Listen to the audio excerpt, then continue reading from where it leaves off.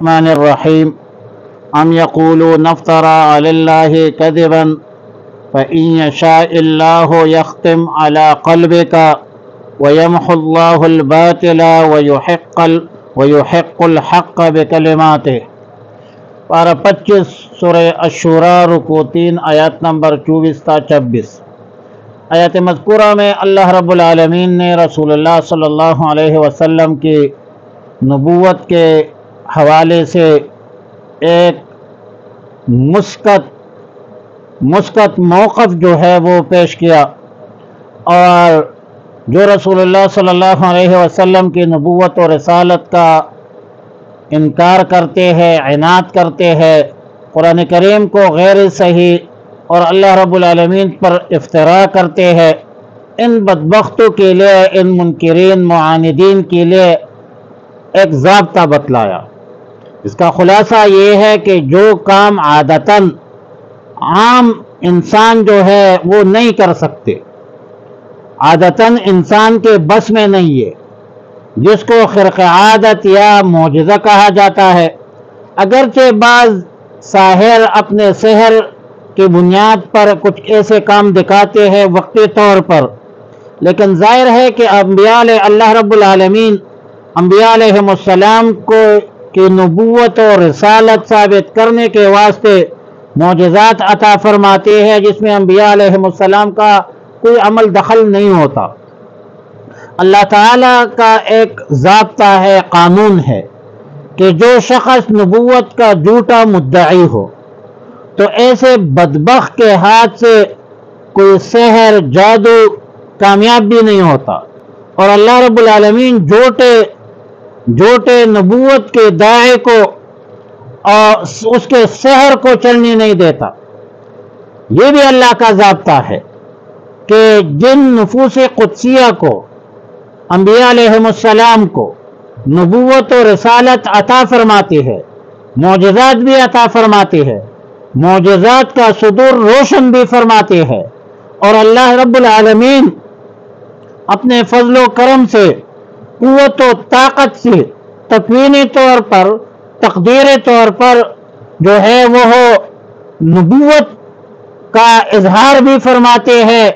کہ یہ میرا نبی ہے، میرا رسول ہے، میرا برگزیدہ شخصیت ہے۔ اب جب ضابطہ معلوم ہوا تو یہ سمجھ لینا چاہیے کہ قرآن کریم رسول اللہ صلی اللہ علیہ وسلم کا معجزہ ہے، اور ایسا معجزہ ہے کہ پورے دنیا میں،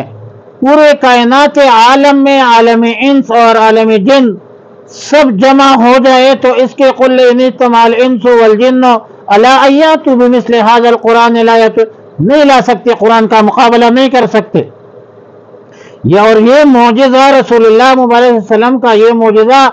قیامت کے صبح تک جاری اور ساری رہے گا۔ یہ رسول اللہ صلی اللہ علیہ وسلم کا دائمی معجزہ ہے، پورے عالم انسانیت کے لیے ایک چیلنج ہے۔ سب سے زیادہ محفوظ ترین، اکمل ترین کتاب ہے قرآن، مکمل ضابطہ حیات ہے۔ دنیا کا کوئی طاقت، عالم انس عالم جن میں سے کوئی بھی شخص اس میں ترمیم اور تحریف کر نہیں سکتے۔ لا یأتیہ الباطل من بین یدیہ ولا من خلفہ تنزیل انا نحن نزلنا الذکر وانا لہ لحافظون۔ قرآن کی حفاظت کا ذمہ تو اللہ نے اٹھایا ہے۔ آیت نمبر 25 میں منکرین معاندین کو نصیحت کی گئی کہ اب کفر، انکار، عناد سے باز آ جاؤ، توبہ کرے۔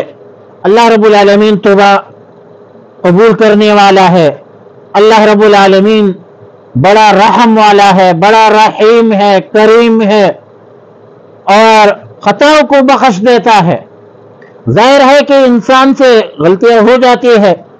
انسان خطاکار ہے، گناہگار ہے، خطائیں بھی ہو جاتی ہے، گناہیں بھی ہو جاتی ہے، تو غلطیوں اور گناہوں پر پیشمانی کا نام اور اللہ کی طرف رجوع نام توبہ ہے۔ صحیح معتبر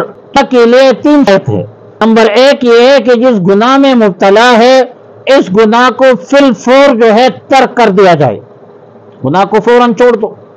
دوسرا شرط یہ ہے کہ گزشتہ گناہ پر آپ پیشمانی کا مظاہرہ کرے، نادم ہو، اور تیسرا یہ کہ آئندہ کے لیے گناہ ترک کرنے کا پختہ عزم کرے، اور اگر کوئی شریف چھوڑا ہوا ہے اسے ادا کرے، قضا کرنے میں لگ جائے، نمازیں نہیں پڑھی ہے قضا شروع کرے، اور اگر گناہ حقوق العباد سے متعلق ہے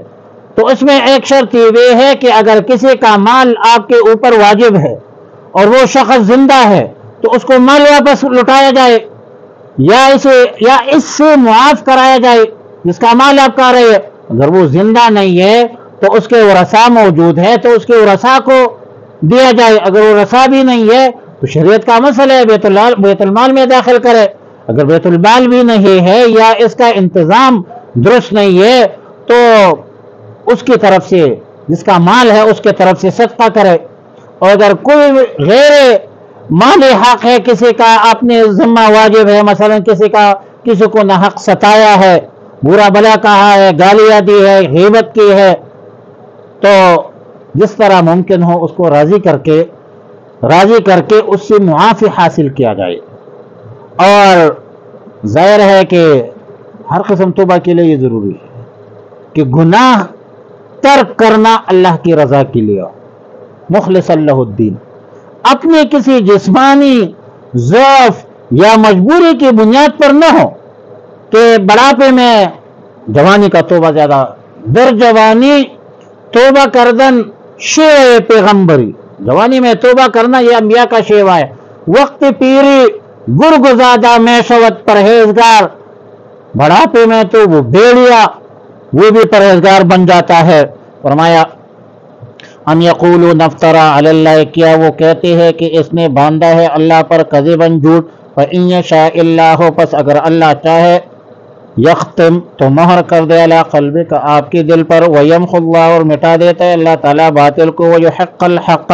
ثابت کر دیتا ہے حق کو بکلماتہ، اپنے کلام سے، انہ علیم، بے شک وہ خوب جانتا ہے، بذات الصدور، سینوں کے رازوں کو، وہو الذی، اللہ وہی ذات ہے، یقبل التوبۃ، قبول کرتا ہے توبہ، عن عبادہ، اپنے بندوں سے،